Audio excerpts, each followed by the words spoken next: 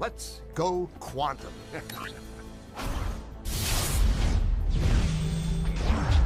An electron is a tiny, tiny bit of matter, like a tiny marble. Let's fire a stream through one slit.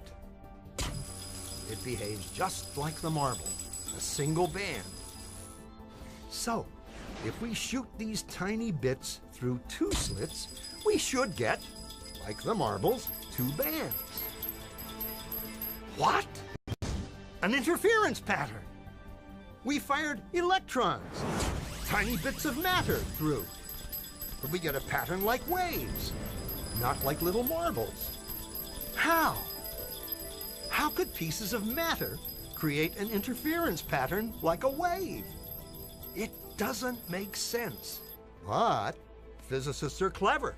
They thought, maybe those little balls are bouncing off each other and creating that pattern. So, they decide to shoot electrons through one at a time.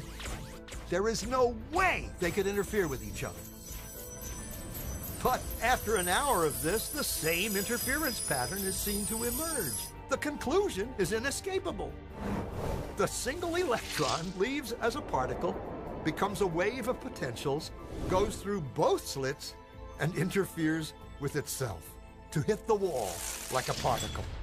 But mathematically, it's even stranger. It goes through both slits, and it goes through neither. And it goes through just one, and it goes through just the other. All of these possibilities are in superposition with each other. But physicists were completely baffled by this. So they decided to peek and see which slit it actually goes through. They put a measuring device by one slit to see which one it went through and let it fly. But the quantum world is far more mysterious than they could have imagined. When they observed, the electron went back to behaving like a little marble. It produced a pattern of two bands, not an interference pattern of many. The very act of measuring or observing which slit it went through meant it only went through one, not both.